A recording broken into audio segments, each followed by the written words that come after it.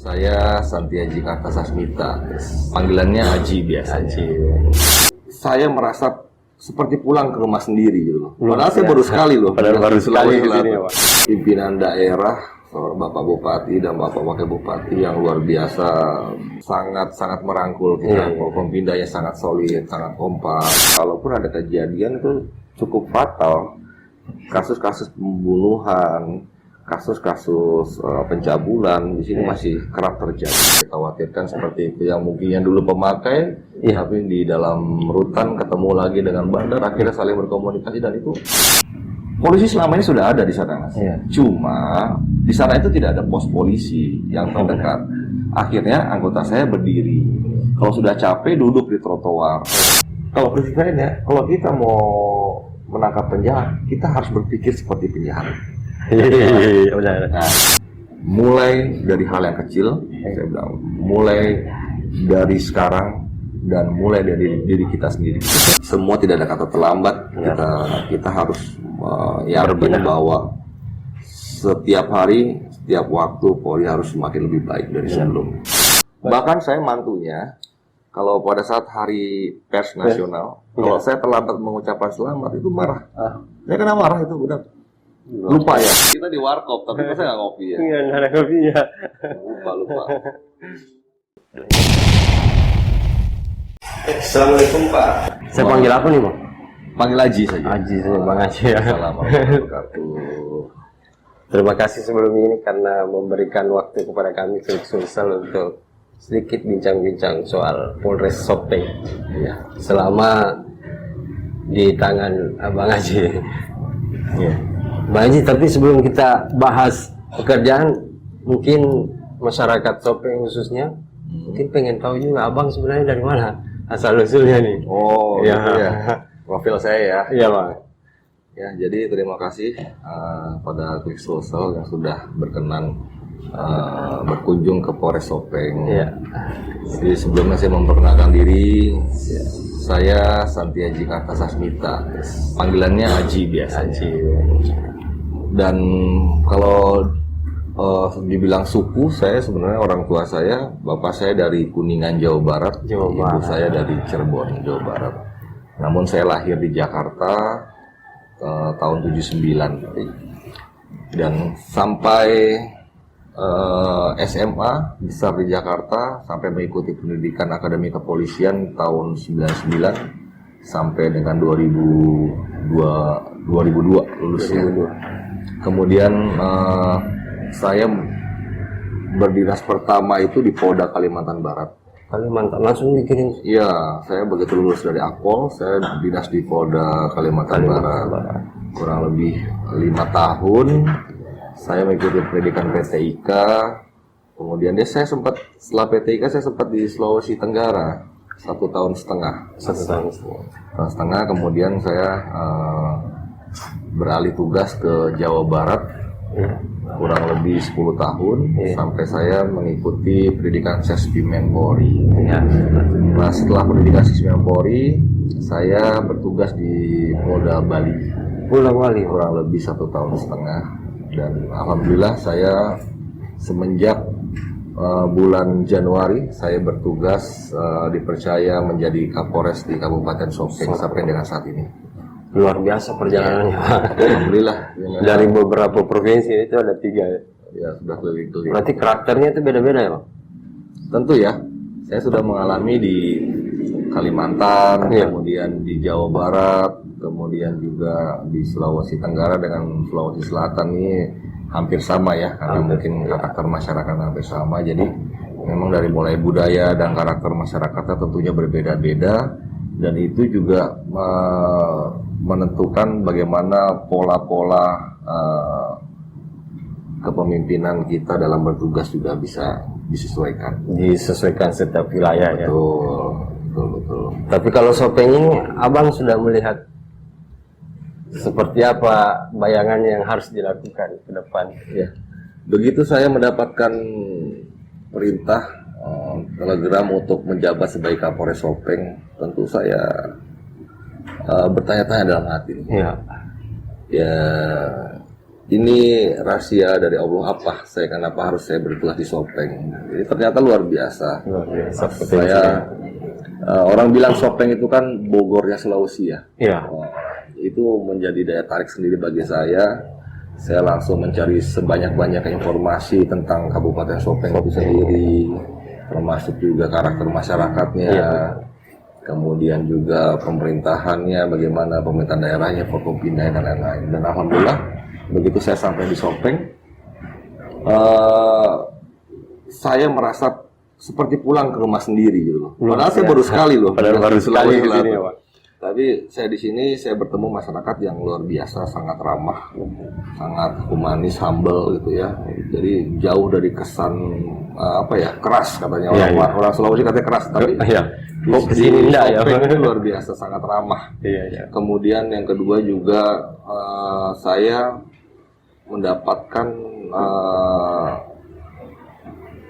pimpinan daerah, Bapak Bupati dan Bapak Wakil Bupati yang luar biasa, sangat merangkul kita. Forkompindanya sangat solid, sangat kompak.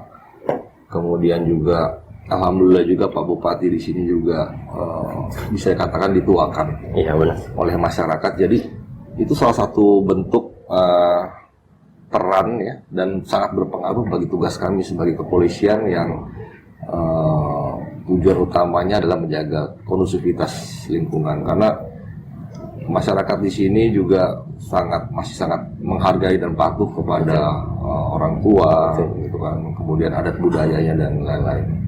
Jadi itu sangat mempermudah langkah-langkah pengamanan untuk ke depan ya di Kabupaten Sopeng.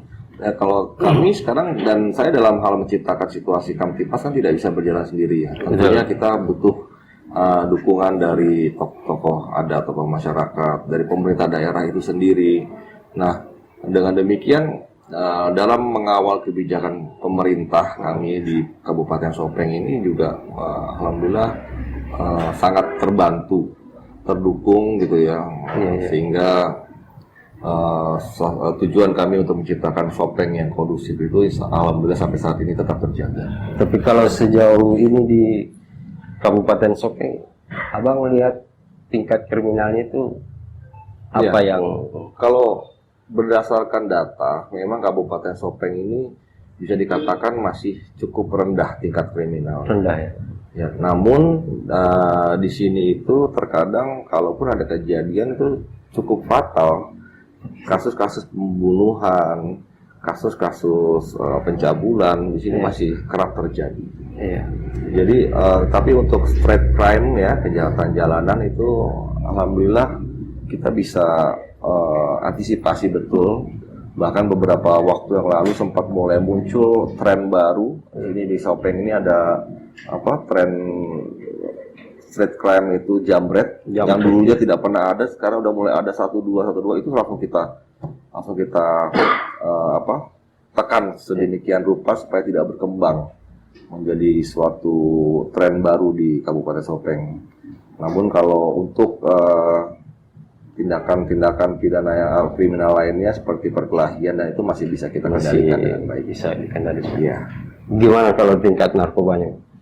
Narkoba yang pertama, Sopeng ini sebenarnya lintasan ya. Lintasan aja. Lintasan, mungkin kata di kabupaten tetangga kita, di situ ada Sidrap, di situ ada Wajo, di situ juga mungkin ada di situ Bintang, Bone, yang merupakan juga tempat-tempat yang memang tingkatnya peredarannya mungkin lebih tinggi. Namun kami tetap mengantisipasi agar tidak berkembang luas ke daerah kami.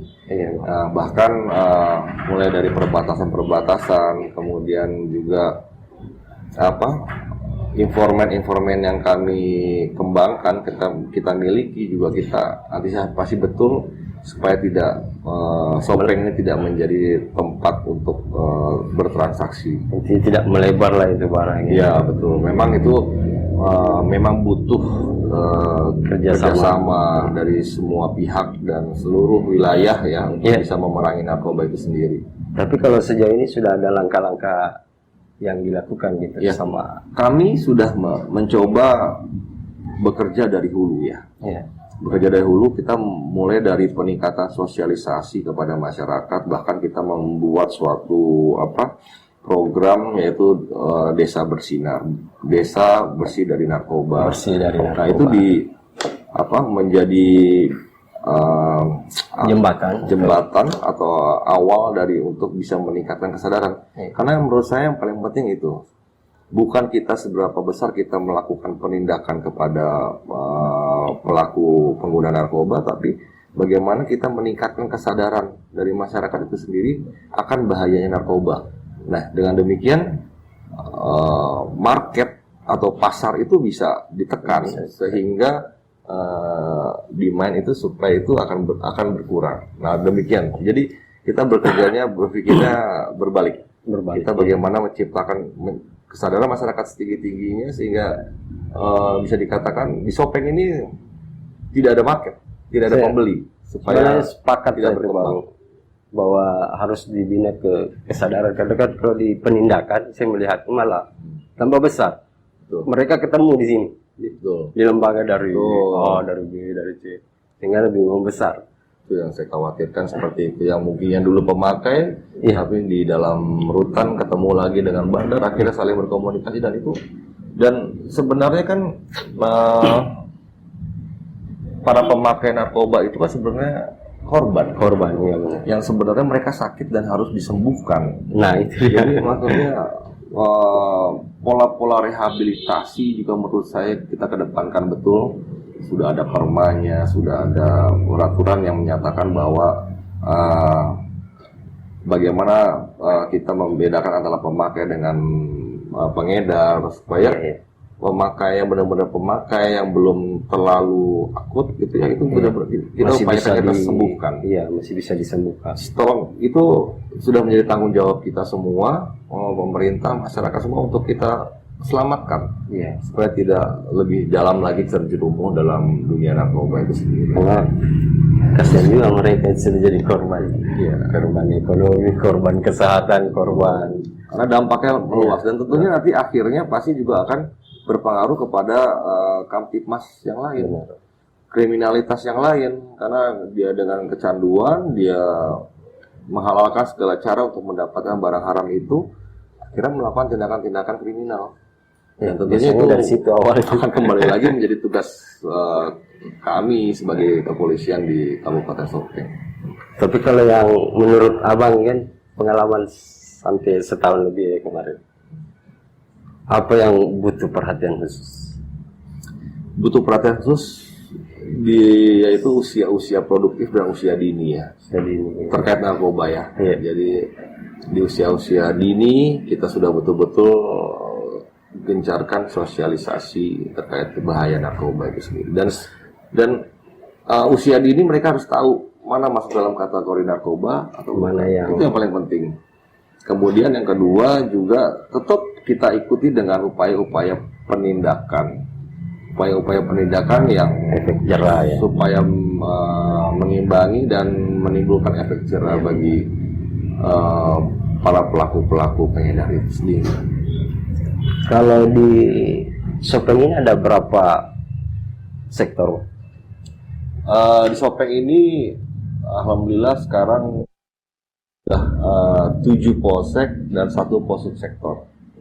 Ya, baru ada pengukuhan terakhir itu Kecamatan Cita sudah dikukuhkan menjadi posubsektor. Dan kami berharap mudah-mudahan pelayanan kepolisian bisa lebih berkembang lagi dan lebih mampu bisa melayani masyarakat di wilayahnya. Kalau soal geografisnya gimana? Geografisnya itu kan beda dari Sulawesi Tenggara dulu di sini, kemudian betul di sini daerahnya pegunungan ya. Pegunungan, kemudian juga jujur saja memang jumlah penduduk di Sopeng ini belum terlalu banyak. Namun perbandingan dengan jumlah personil Polri di Polres Sopeng juga sebenarnya masih belum normal ya. Kita masih perbandingannya masih 1:700 masyarakat. Jadi memang masih kurang personil kita untuk bisa melayani masyarakat dengan normal. Namun itu tidak menjadi hambatan buat kita untuk bisa tetap berusaha, selalu berusaha untuk bisa menjadi lebih baik. Tapi Menjadi lebih idealnya baik. itu 1:1000 ya? 1 banding Gimana? berapa di sini? Kalau ideal. Idealnya itu 1:300. Kalau di sini 1:300. Kita sekarang masih 1:700. Tapi ya kalau kami punya prinsip, saya selalu menyampaikan kepada anggota kita semua, saya bilang, dengan segala keterbatasan kita, baik itu dari jumlah personil, dari jumlah sarana prasarana, kita harus bisa mampu berusaha lebih baik setiap waktu. Iya. Kalau hari ini baik, besok harus lebih baik. Nah, maka itu saya mencoba kita mulai dari sarana prasarana yang ada. Kantor kami itu Polres Sopeng itu kurang lebih sudah 40 tahun yang lalu. Iya benar. Adapun renovasi itu kurang lebih tahun 2007. Nah, sekarang itu sudah cukup tua, namun tidak ada kata alasan kita untuk tidak bisa memberikan ruang pelayanan publik yang baik.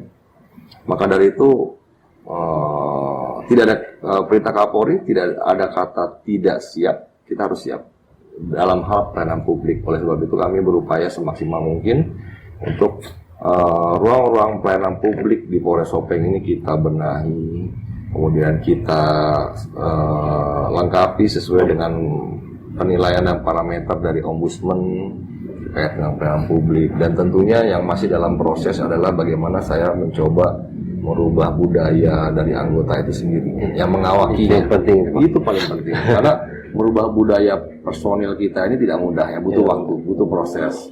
Kita selalu harus ingatkan, kita harus awasi, kemudian kita harus berikan pemahaman mereka bahwa Polri itu sekarang itu kita adalah sebagai pelayan. Kedudukan kita dengan masyarakat itu sejajar, sehingga kita harus menjadikan masyarakat adalah sebagai tamu, sebagai raja di kantor kita.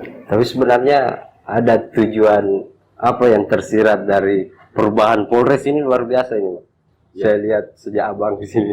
Sebenarnya begini, Mas, kita tidak punya anggaran yang besar untuk bisa merubah bangunan menjadi bangunan yang modern, Benar. yang baru.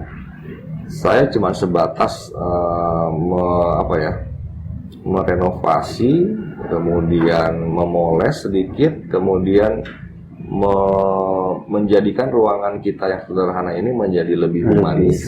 Ya. Seperti Mas tadi datang ke sini kan, Tidak seperti di kantor polisi. ini kita mau sengaja kita ciptakan ruangan yang humanis dan familiar seperti ini untuk supaya masyarakat tuh merasa mereka berada di rumahnya sendiri, sehingga itu akan menambah chemistry antara Polri dengan masyarakat. Kemudian masyarakat tidak canggung, masyarakat lebih terbuka, masyarakat merasa, mohon maaf Mas ya, mungkin masyarakat yang awam jangankan melihat atribut-atribut yang lainnya, mungkin ada sebagian masyarakat yang melihat tanda-tanda jasa, tanda berikat-berikat di baju polisi ini mungkin juga agak-agak Sudah mulai. agak-agak agak-agak takut gitu ya mungkin ya.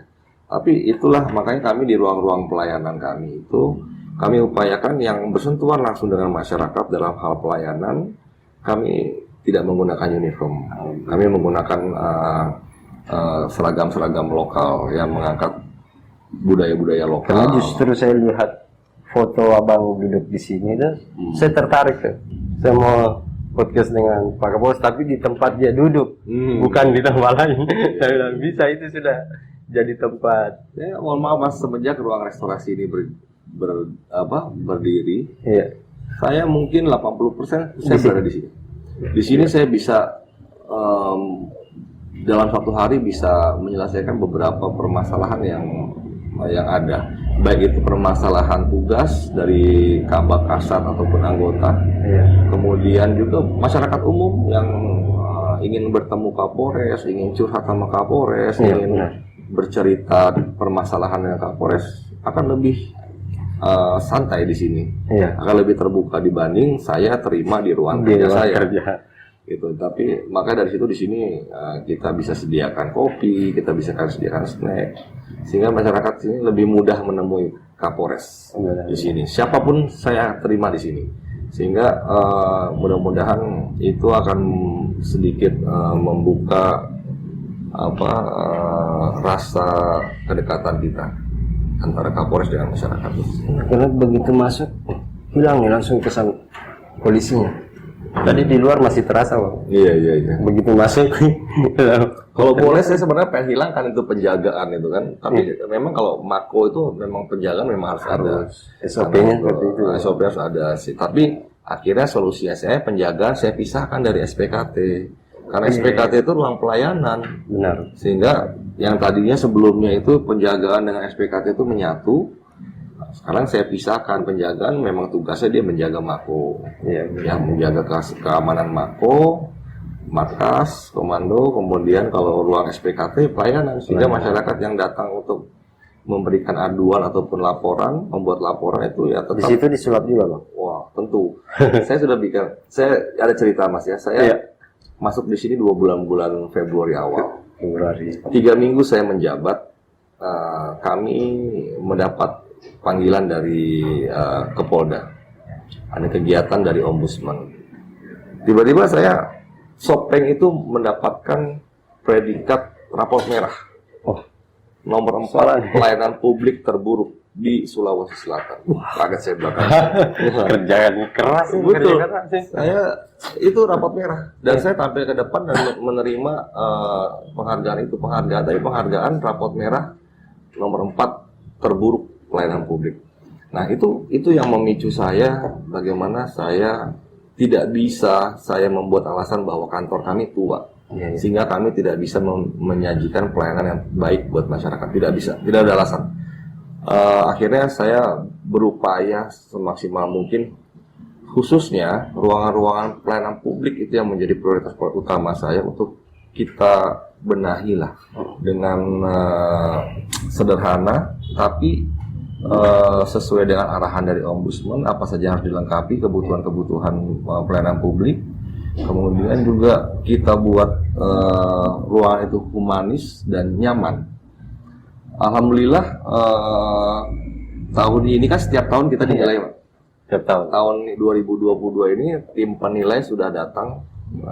Kami belum tahu hasilnya, tapi kami yakin Bayangannya sudah ada. Ada peningkatan. Iya, ada peningkatan. Karena kami sudah berusaha, kami sudah mencoba membuat perubahan yang semuanya itu khusus untuk meningkatkan pelayanan publik dan tentunya nanti berdampak kepada kepercayaan publik kepada Polri itu sendiri. Ya, makanya saya tidak pernah merenovasi ruangan kerja Kapolres, gitu kan, atau enggak misalnya ruangan-ruangan pribadi.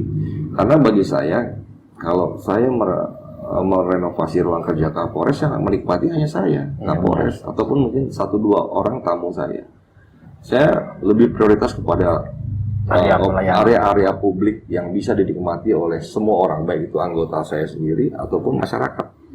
Sehingga masyarakat itu merasa inilah rumahnya, ini bagian dari rumahnya yang sama-sama menjadi kebanggaan kita semua. Nah, kan sebenarnya tempat yang pengap, tempat yang kusam itu yang buat orang kadang-kadang malas menunggu. Betul. Bagaimana kita mau dibilang bisa melakukan pelayanan prima kalau masyarakat menunggu pembuatan SKCK saja kepanasan luar, gitu kan. Kalau hujan kena air hujan dan lain-lain. Jadi itu amat sangat jauh dari kata pelayanan prima. Ya sedikit demi sedikit kita benahilah. Tentunya dengan keterbatasan kita, karena memang inilah inilah cuman niat dan upaya saja. Dengan sedikit demi sedikit kita perbaiki. Padahal kalau kita mau menunggu mungkin 1-2 tahun lagi Polres Sopeng ada bangunan baru ya. Benar. Loh, tapi bagi saya kita tidak bisa menunggu itu. Masyarakat tidak bisa menunggu dan masyarakat mungkin tidak mau tahu akan hal itu. Lanjutkan saja yang Jadi, sekarang. masalah nanti ada bangunan baru, lokasi baru Polres, ya itu alhamdulillah. Tapi kita sambil menunggu itu kita juga terus harus berbenah supaya nanti mungkin bangunan ini bisa dimanfaatkan mungkin dari pelayanan publik yang lain, mungkin dari Polsek Kota dan lain-lain, kan sama-sama bermanfaat nantinya. Karena intensitas pengurusan di sini, pelayanan di sini semakin tinggi juga ya, Pak. Iya. Kalau betul, mungkin bisa dilihat juga kan kita sarana parkirnya sudah sangat terbatas, bahkan seringkali bisa mengganggu arus lalu lintas. Jadi sangat sudah tidak proporsional lagi kalau lokasi kita di tengah kota ini. Iya, iya. Memang butuh adanya relokasi yang lebih baik. Mudah-mudahan segera terrealisasi itu. Amin, amin, amin, amin, insya Allah. Mantan wakil Bupati Sopeng saya lihat teriak-teriak terus di Komisi 3 ya. Alhamdulillah berkat dukungan beliau, Bapak Supriyansa yang ada di Komisi 3 juga. Alhamdulillah kita tahun 2023, anggaran tahun 2023 kita sudah mendapatkan alokasi untuk pembangunan Polres baru. Iya. Setelah 4 tahun berjuang. Iya benar. Saya dengar itu 4 tahun yang lalu itu sudah diperjuangkan. Alhamdulillah di tahun 2002 ini sudah di ACC dan insya Allah akan dimulai dikerjakan di 2023. Kena refocusing terus dia. Oh iya. Tapi dapat anu ya di sini masa-masa Covid itu. Kenapa? Masih dapat. Saya masuk sini. Iya. Sudah, iya. Kita waktu itu masih tahap vaksinasi kedua dan ketiga itu. Memang sudah tidak seperti awal, cuman PPKM masih berlaku pada saat itu. PPKM. Gerakan vaksinasinya Pak Masih, karena kalau Kapolres tidak bergerak, ya, nggak ada yang itu jadi kerjasama Pak. Tentunya dinahodai oleh Bapak Bupati. Iya. Kita semua Pak Dandim, Kapolres, kemudian dari unsur-unsur yang lain semua bekerja sama di lapangan untuk bagaimana caranya masyarakat kita lindungi dengan memaksimalkan vaksin. Makanya Sopeng itu bisa nomor urut 5 paling tercapai target. Tertinggi nomor 5 se-Sulawesi Selatan untuk vaksinasi, baik itu vaksinasi dosis 1, 2, dan 3. Jadi alhamdulillah. Tapi itu kerja keras dari seluruh elemennya, Forkompinda, kemudian TNI Polri yang dinahodai oleh Pak Bupati tentunya, sehingga masyarakat mulai merasakan dampaknya sekarang. Oh ternyata betul ya, setelah kami divaksin, dulu kami dipaksa divaksin, ternyata manfaatnya kita sekarang mohon maaf ya, walaupun kena mungkin kita lebih bisa bertahan. Karena sebenarnya tergantung imunnya. Tuh, karena tujuan dari vaksin itu kan meningkatkan imun itu sendiri. Tapi itu katanya ada dilihat mobil keliling-keliling itu apa itu, Pak? Kontainer. Begini, jadi terkait dengan pelayanan publik. Sedangkan Bapak Kapolri juga sedang mengedepankan terkait dengan Kikbin. Kikbin itu adalah program-program yang dibuat oleh Polri untuk bisa meningkatkan kepercayaan publik. Iya, benar. Jadi sebenarnya tidak ada yang baru dengan hal itu. Cuman saya hanya sekedar mengoptimalkan tugas pokok Polri itu sendiri. Iya. Seperti patroli kan memang tugas pokok Polri. Patroli sebenarnya sudah ada dari dulu dan sudah berjalan. Cuma kami kemas dalam bentuk yang lebih menarik. Kami kemas dalam dari segi perencanaannya, pelaksanaannya, pengawasannya itu lebih intinya pelayanan itu lebih didekatkan. Jadi contohnya misalkan begini ya, saya ada program pos polisi mobile payung. Ya itu. Pos polisi mobile. Apa sih itu pos polisi mobile payung? Oh, ternyata tujuan utama saya apa? Saya ingin memastikan bahwa polisi ada di tengah-tengah masyarakat. Jadi di mana ada kegiatan-kegiatan masyarakat, polisi harus ada. Seperti di Gasis, di sini kan tempat-tempat aktivitas masyarakat itu di Gasis, lapangan Gasis. Setiap hari, setiap malam itu pasti ada kegiatan masyarakat di sana. Nah, polisi selama ini sudah ada di sana, Mas. Cuma di sana itu tidak ada pos polisi yang terdekat. Akhirnya anggota saya berdiri. Kalau sudah capek duduk di trotoar atau di warung-warung terdekat, kan tidak efektif dan tidak elok dilihat. Nah, akhirnya saya mencoba mengambil solusi bagaimana caranya kita membuat pos polisi mobile, pos polisi yang bisa berpindah-pindah sesuai dengan kebutuhan dan kerawanan. Dari mana itu? Saya nggak punya anggaran, saya nggak punya bisa bangun-bangun sembarangan di sini kan. Oh, bagaimana kalau mobil polisi yang kita miliki itu double cabin kita modifikasi menjadi pos polisi? Oh, ternyata dimodifikasi, Pak. Oh, bisa. Dengan biaya yang rendah ya. Saya cuma buat meja lipat, kursi dengan payung biasa yang biasa dibuat orang-orang jualan itu. Jadi begitu ada kegiatan masyarakat atau pengamanan sekalipun, pengamanan demo mobil diparkir di situ, kemudian meja dibuka, kursi dibuka, payung dipasang, anggota duduk di situ. duduk di bak mobil yang kita sulap menjadi pos polisi. Gitu loh. Nah, di situ kita tambah lagi dengan running tag bahwa ini adalah pos polisi mobile untuk menerima pengaduan. Nah, sesuai dengan arahan Bapak Kapolri, buat pos polisi tempat menerima pengaduan supaya masyarakat tidak harus ke kantor polisi, tidak harus ke Polda, tidak harus ke Polres ataupun polsek, cukup ke pos polisi mobile terdekat, dia bisa membuat laporan ataupun pengaduan. Nah, bagaimana menyerap aspirasi sebanyak-banyaknya, yaitu melalui pos-pos itu.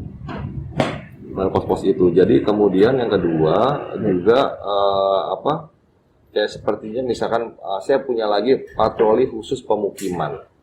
Patroli khusus pemukiman ini kembali lagi itu tugas pokok kita, patroli kok. Pengamahannya. Tapi saya kemas menjadi suatu program kegiatan khusus pemukiman, yaitu dengan kita tentukan tracknya, rutenya. Jadi kayak train, kayak kereta gitu ya. Kayak kereta, dia jalannya lewat situ terus. Kemudian dengan kita hubungkan antara objek-objek vital, rumah-rumah pejabat, kemudian tempat-tempat yang rawan. Kemudian setelah itu dengan petugas khusus, dengan dukungan bahan bakar khusus, kemudian dengan insentif khusus kepada anggotanya, kita berikan tugas mereka hanya menjalankan patroli sesuai jalur itu.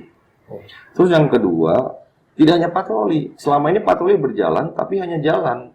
Jalan dari A ke B, B ke C, tapi tidak tahu apa yang dilakukan dan tidak efisien. Bahkan masyarakat tidak bisa membedakan mana itu kendaraan itu sedang patroli, apa sedang beli gorengan. Benar. Nggak tahu itu, pokoknya mobil polisi lewat saja. Tapi saya buat itu patroli itu benar-benar melintas di titik yang sama, di jalur yang sama, dan di titik-titik tertentu diutamakan untuk berdialog. Patroli dialogis lebih ke gimana ada misalkan kita di rumah Pak Bupati singgah, kita laporan, kita berdialog. Kita di warung yang dilewati singgah, kita ada masyarakat berkumpul, kita singgah berdialog, dan diharapkan dengan dialog itu terjalin chemistry. Nah, kan kalau biasanya anggota itu kepengennya patroli yang instan. Benar. Yang instan, wah patroli yang cepat, dapat asal lewat, yang penting tugas saya terlaksana.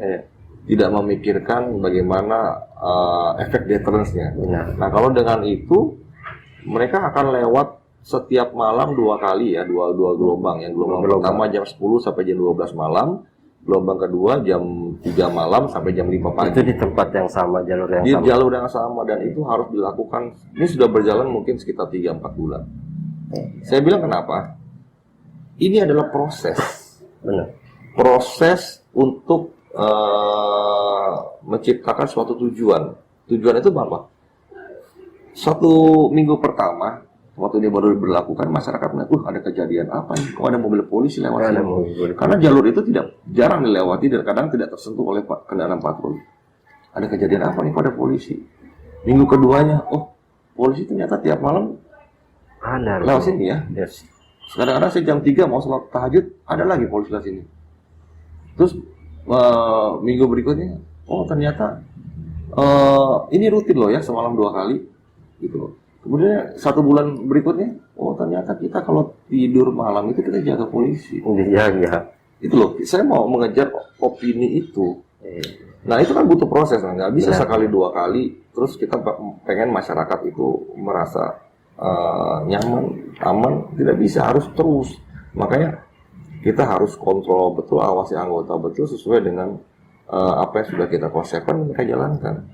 Biasanya masyarakat itu kan nanti merasa keamanannya, kenyamanannya sudah berada di ini, baru mungkin. Makanya ini kendaraannya khusus, Pak. Makanya kendaraan saya mungkin ini kan pilot project ya. Mungkin kalau nanti ini berhasil dan berkembang, memiliki manfaat yang cukup banyak, kita tambah lagi kendaraan lagi. Bahkan di tiap polsek mungkin juga kita buat program yang sama. Satu kendaraan setiap polsek juga membuat rutenya, melakukan patroli rutin dan lain-lain. Cuman memang masih tahap percobaan dan keterbatasan bahan bakar ya yang kita miliki mungkin belum. Cuman saya yakin dan saya pernah laksanakan itu waktu di Jawa Barat, dan itu alhamdulillah mendapatkan respon yang positif sekali. Jadi terkesannya memang kerja yang nggak ada manfaat. Sepele-sepele Jam aja 3 mereka harus jalan lagi. iya. Di saat orang masyarakat nyenyak istirahat, kita harus bangun dan melaksanakan patroli. Kadang-kadang saya ikuti dari belakang naik motor, ini bener nggak nih ya jalan lewat sesuai dengan rute. Iya.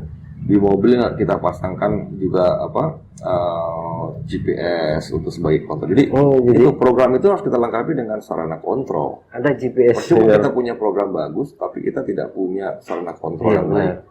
Karena anggota kita memang harus diawasi. Ya. Namanya manusia biasa, Bang. Ya, itu hukum alam itu ya. Hukum Manusia alam. itu pasti ingin mencari yang enak, yang mudah.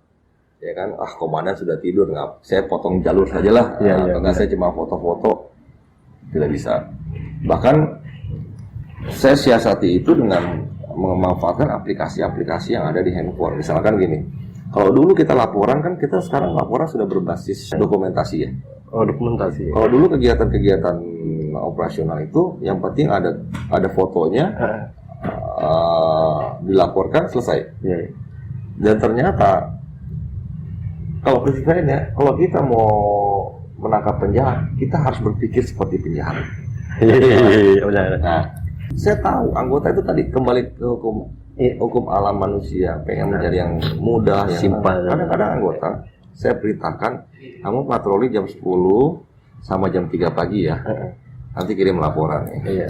Nah, biasanya ada laporan itu, foto. Ini foto jam 10, foto jam 3 pagi. Padahal mereka fotonya sekali saja jam 7 malam. Jadi, ya, foto yang jam 3 pagi harusnya mereka foto itulah foto yang jam 10 malam. Cuman dilaporkannya jam besok paginya. Nah, untuk mensiasati itu kadang-kadang saya gunakan aplikasi open camera. Oh iya. Open camera itu kan ada waktunya, ada harinya, ada tempatnya, ada koordinatnya. Begitu mereka foto menggunakan open camera, mereka tidak bisa membohongi lagi bahwa mereka harus benar-benar ada waktunya saat itu, tempatnya di situ. Tidak lagi bisa pakai foto-foto yang lama gitu. Kan biasanya foto yang penting gelap, fotonya gelap sudah malam hari kita laporkan. Iya benar. Padahal mereka fotonya udah beberapa hari yang lalu. Gitu. Mungkin tidak jam itu. Nah itu makanya saya bilang tadi, kalau kita mau menangkap penjahat, kita harus berpikir sebagai penjahat supaya kita bisa mengantisipasi, anggota biasanya memanipulasi waktu begini nih, kita siasati dengan dukungan alat kontrol yang lain.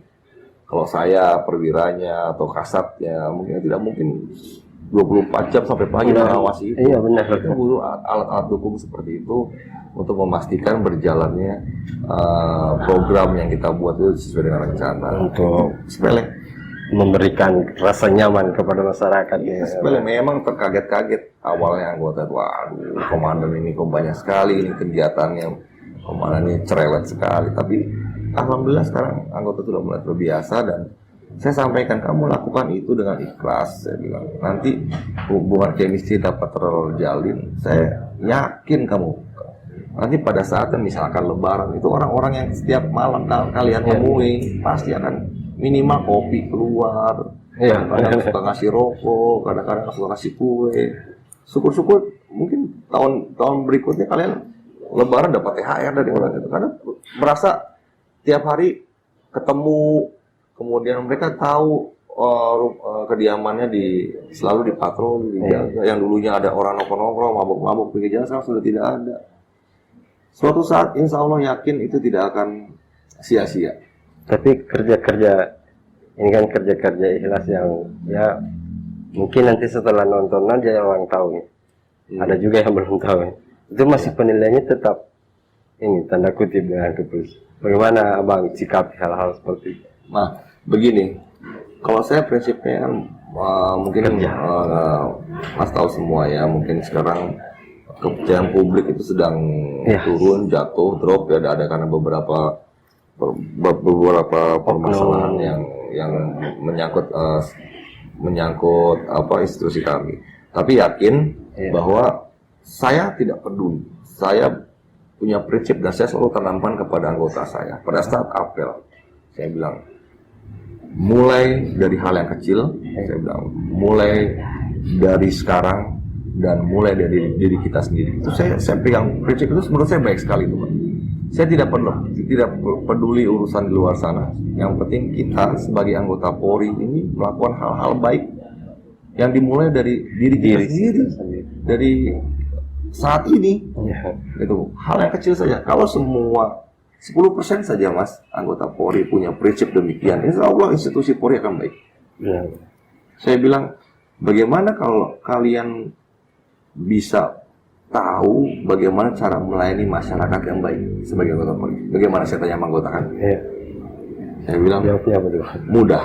Iya. Kalian berempati, merasakan bagaimana kalian merasakan dan berempati jika kalian sebagai masyarakat yang dilayani. Iya, iya, iya. Iya nggak? Saya aja Mas, saya polisi Dibalik loh. ya, dibalik. Saya polisi loh. Kalau saya ada keperluan ke kantor polisi, saya tentunya pengen mendapatkan pelayanan Pelayanan yang baik. yang baik. Kan gitu. Iya, benar. Kalau saya ke bank, saya mau nabung, tentunya saya pengen mendapatkan pelayanan yang baik dari petugas bank. Nah, kalau tidak pulang Kan gampang ya. Iya. Oh, kalau saya sebagai masyarakat ya, saya berempati sebagai masyarakat gitu ya. Kalau saya ada mau buat surat kehilangan, saya datang ke kantor polisi. Yang saya inginkan apa? Oh, saya pengen petugas polisi itu ramah, Ya. saya disambut dengan baik, kemudian saya dilayani dengan cepat, gitu kan? Iya, iya. Kemudian saya direspon dengan baik, Baik. kemudian sehingga saya puas, gitu. Ya. Orang yang datang ke polisi rata-rata itu kan orang yang sedang mendapat masalah ya, Benar. sehingga dengan saya datang ke polisi itu masalah saya jadi berkurang, saya agak sedikit lega, kemudian agak sedikit tenang dan lain-lain. Kan begitu. Iya. Nah kan kalau Anda tahu seperti itu yang baik, pada saat Anda melayani masyarakat, lakukan itu. Iya, iya, iya. Mudah kan sebenarnya? Sebenarnya mudah nggak? Mudah. Untuk apa dipersulit kalau bisa dipermudah kan? Iya. Begitu kayak misalkan saya kalau saya pengen jadi narasumber yang baik itu, Iya. saya memposisikan saya sebagai moderator, Iya. sebagai presenter kayak Mas. Oh, berarti kalau saya mau jadi narasumber yang baik apa? Oh, saya harus bisa menjelaskan apa yang ditanyakan dengan jelas, dengan lugas, dengan komunikasi yang baik. Benar. Kan begitu. Iya, benar. Saya harus berempati, saya menjadi Harus berempati dulu. moderator seperti itu. Itu sederhana, cuman terkadang kita ini ya mohon maaf mungkin Polri 32 tahun lebih ya. Kita doktrin kita militer, nah itu merubah budaya itu juga butuh waktu, tapi semua tidak ada kata terlambat. Kita harus yakin bahwa setiap hari, setiap waktu Polri harus semakin lebih baik dari sebelumnya. Jadi terus melakukan upaya-upaya untuk ya minimal dari diri sendiri ya Bang ya. Kadang-kadang anggota lupa loh. Iya. Mereka kadang-kadang belum sampai, banyak yang belum berpikir bagaimana menjaga nama baik institusi.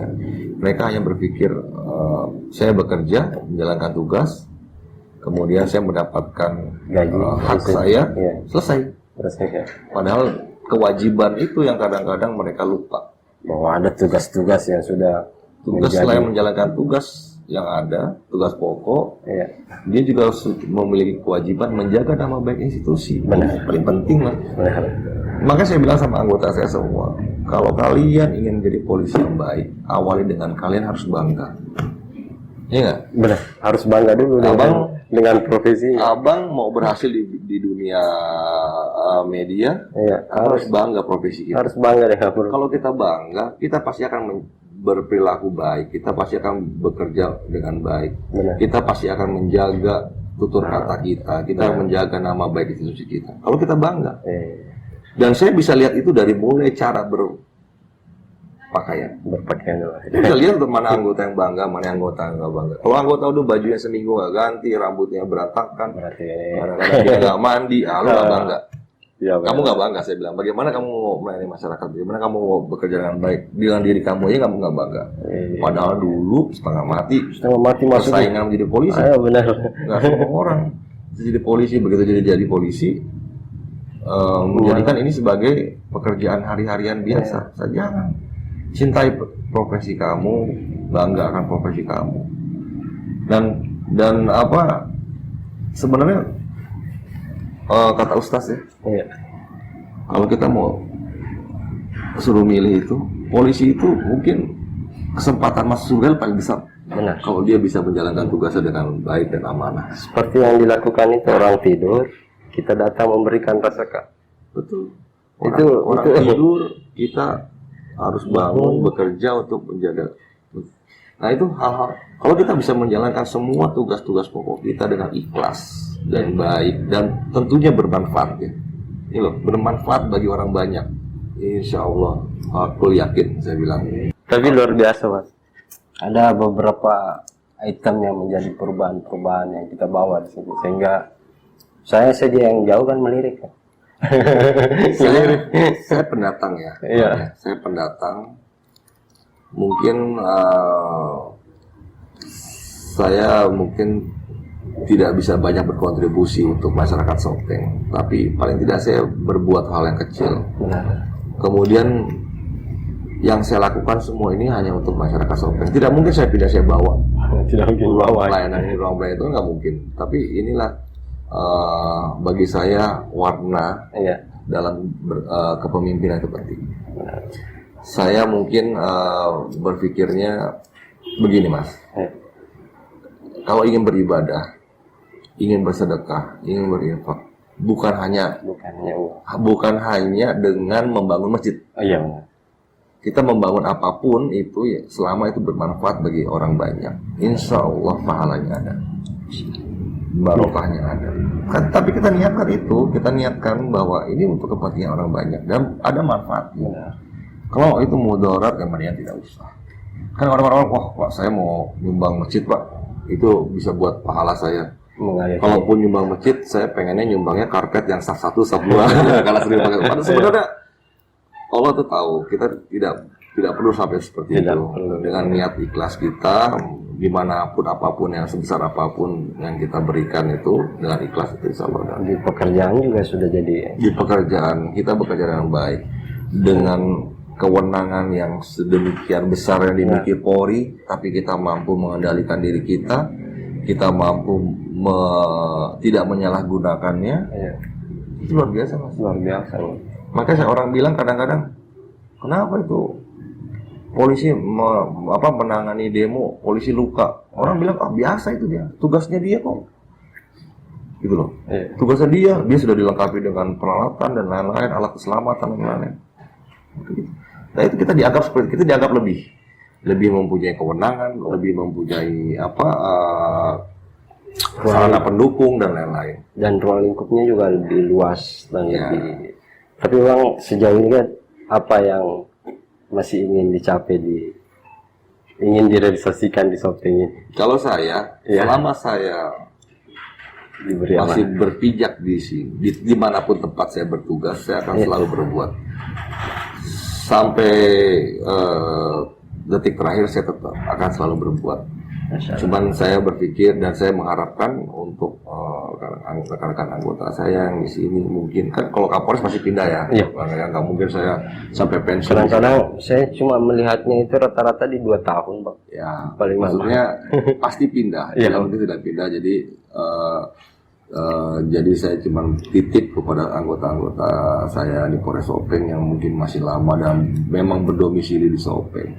Tolong yang sudah ada, tolong dijaga, dirawat. Karena merawat itu, menjaga itu lebih susah daripada membuat. Kadang-kadang dari hal kebersihannya, kemudian penataannya, barang-barang yang memang harus dijaga supaya awet, supaya tetap bisa bermanfaat bagi masyarakat. Intinya begitu. Sebenarnya kalau satu ini Mas ya, satu pejabat masuk dia nambah lampu satu pejabat masuk dia nambah ini satu. Sebenarnya logikanya kantor polisi itu semakin lama pasti lebih. Iya nggak? Iya benar. Semakin lama, ini udah 50 tahun, berarti lebih bagus daripada kantor polisi yang baru 1 tahun. 1 tahun, 2 tahun. Kenapa? Berarti pejabatnya sudah banyak yang berganti.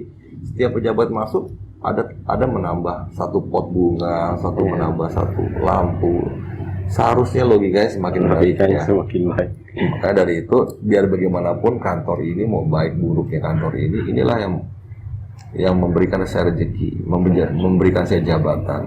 Saya bisa dipanggil Pak Kapolres, bisa dipanggil komandan tuh karena saya punya kantor ini, Mas. Kantor ini. Kalau saya nggak ada kantornya, saya ngaku-ngaku saya Kapolres Sopeng, kayak orang gila saya kan. dari tempat inilah kita bisa memiliki profesi yang sebenarnya mulia, selama kita bisa bersyukur atas hal yang kita miliki. Tapi memang terima kasih banyak sekali nih waktunya.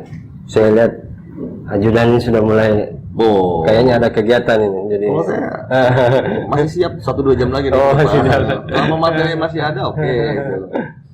Saya anunya Pak, gimana dengan teman-teman media di Sopeng ini? Alhamdulillah. Saya dengan media itu bukan hal yang baru. Saya sudah cerita sama teman-teman media saya. Iya. Bapak mertua saya itu insan pers sejati, termasuk senior di media Indonesia. Bahkan saya juga cerita semuanya. Bapak mertua saya itu walaupun tidak aktif lagi, tapi kalau ditanya apa pekerjaannya, Bapak suka pers. Bahkan saya mantunya, kalau pada saat hari pers nasional, kalau saya terlambat mengucapkan selamat itu marah. Saya kena marah itu, benar. Lupa ya. Sekarang hari pers nasional ini. Makanya saya nggak berani tuh terlambat-lambat. Jadi saya lahir dan besar dari keluarga pers, makanya teman-teman di sini semua saya anggap keluarga. Saya bisa besar, saya bisa bekerja dengan tenang dan nyaman di Sopeng ini juga atas bantuan dukungan dari teman-teman media. Kelebihan dan kekurangan saya ya saya sebagai manusia biasa di sini toh. Tentunya kita terkadang kakak beradik aja kadang-kadang kita ada perbedaan. Tapi selama ini teman-teman alhamdulillah selalu didiskusikan bersama. Dan saya yakin tujuan kita semua sama. Membangun Kabupaten Sopeng jadi lebih baik. Mau itu saya sebagai profesi sebagai Polri, sebagai wartawan, kita tujuannya kita sama. Jadi mudah-mudahan di Sopeng tetap solid, TNI Polri solid, dan media solid dan saling mendukung. Ada sebelum kita pisah nih, ada pesan nggak untuk masyarakat Sopeng? Sebagai bisa pesan untuk sekarang maupun pesan ke depan. Pertama saya sebagai Kapolres Sopeng mengucapkan terima kasih yang sebesar-besarnya atas dukungan seluruh lapisan masyarakat sehingga Kabupaten Sopeng ini bisa tercipta situasi yang kondusif, aman. Kemudian saya menghimbau menjelang akhir tahun dinamika masyarakat sudah mulai meningkat, kegiatan-kegiatan masyarakat meningkat.